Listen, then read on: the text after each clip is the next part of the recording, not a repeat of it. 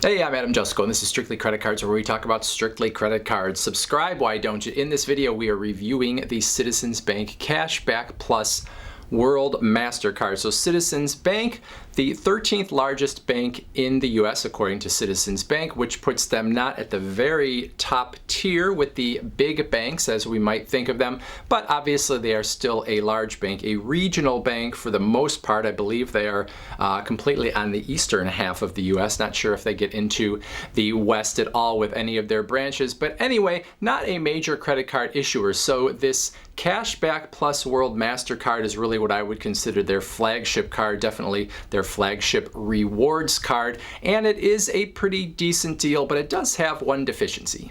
The Citizens Bank Cashback Plus World Mastercard is a no annual fee credit card that gives you your cashback reward using a simple formula. You get 1.8% cashback on everything that you buy with the card. You don't have to think about any formulas. It is just flat cash back on every single purchase. No convoluted way of giving you that reward.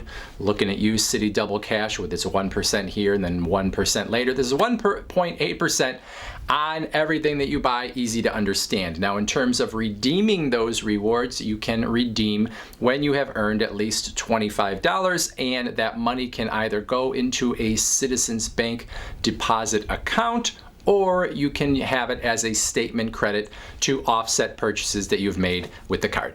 In terms of rates and fees, this card has no annual fee. Like I've said, the interest rate that you might get, 15.99, 19.99, or 23.99%.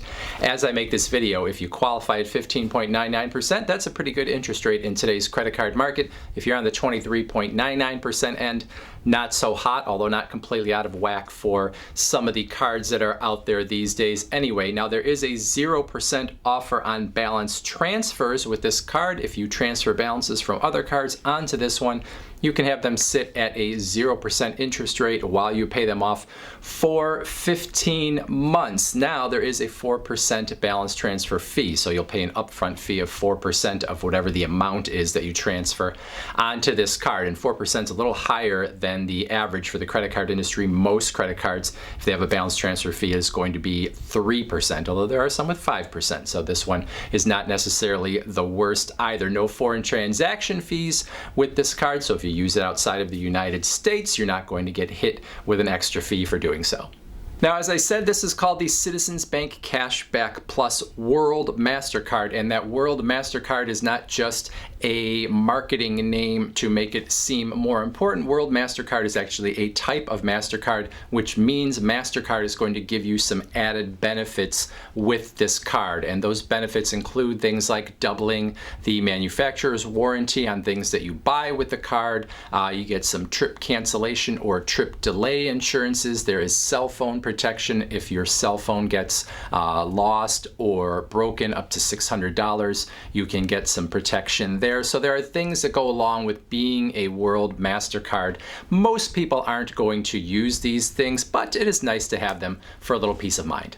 So when we look at this card overall, it is definitely a decent cashback credit card. However, it sits at sort of a strange place in the market if you wanted to compare it with other cards. So there are a handful of 2% flat cashback cards: Citi Double Cash, PayPal Cashback Mastercard, Fidelity Visa, and perhaps some more from credit unions and other places. So you have some 2% cards, and then you have some 1.5% cards, including the Capital One Quicksilver, Amex Cash Magnet Card, Chase Freedom Unlimited, Wells Fargo Cashwise. A lot of 1.5% flat cashback cards out there. Now, this card sits at 1.8%, and you might look at that and say, well, it's better than those 1.5% cards, even if it's not quite as good as the 2% cards. But the reality is that those 2% cards, almost without exception, don't offer any kind of bonus for new cardholders, and this card does not offer any sort of bonus for new cardholders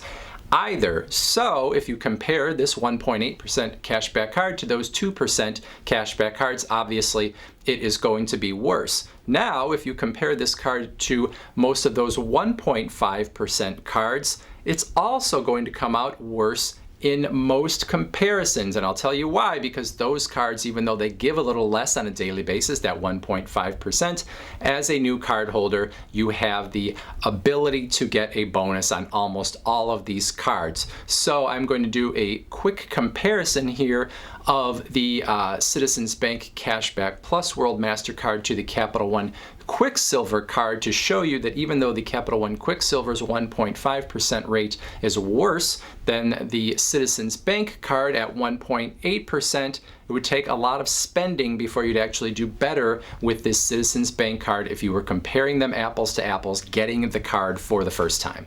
If you haven't totally been following, here's what I mean. The Citizens Bank Cashback Plus World Mastercard gives you 1.8% cashback on everything, but there's no opportunity for an upfront bonus if you are a new card holder. However, the Capital One Quicksilver card gives you that 1.5%, but you also have the ability to earn a $150 bonus if you spend at least $500 with that card in the first 3 months of having it. So if you were going in and trying to decide between these cards, that 1.8% might catch your eye versus the 1.5%, but when we actually compare how much spending you would have to do to make more money with the Citizens Bank card versus the Capital One card, when that bonus is considered, you might be surprised. So it's $6,000 of spend with both cards.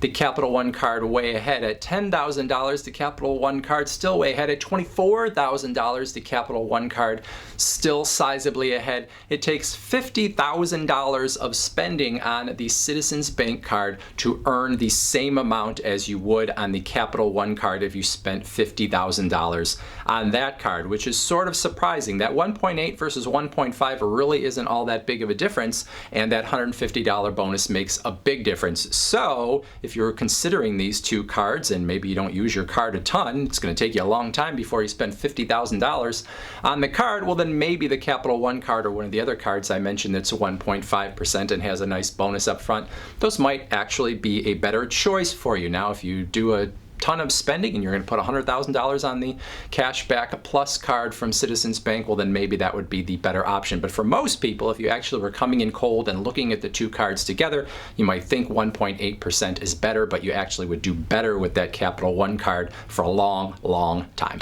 Now, if you are considering the Citizens Bank Cashback Plus card, you might wonder what your chances are of being approved based on whatever your credit score is. Now, there's not a lot of information out there about this card in terms of, what credit score they might be looking for to give you an approval. My guess is that they are probably fairly conservative. Credit cards are not a huge piece of how they make their money, so I would guess you probably have to have at least a 700 credit score in most cases to get your hands on this card. If you have an existing relationship with Citizens Bank, you have a bank account otherwise with them, especially if it is established for a while, I would think that maybe your credit score could be a little bit lower because they have a track record with you and know a little bit more about you. So overall, the Citizens Bank Cashback Plus World Mastercard, certainly a decent cashback card in today's market with that 1.8% flat cashback rate. Now obviously I've already shown you if you were comparing it cold to a card that has an upfront bonus, it wouldn't necessarily stack up that well. But if for whatever reason maybe you can't get one of those cards or you particularly want a card from Citizens Bank or whatever the case might be, certainly not a card that would be bad to have in your wallet on an everyday basis. That's it. Do you have comments, questions, suggestions? Put them in the comments box below and I will do my best to answer them. Otherwise, I thank you for watching. Please subscribe and we'll talk to you again soon.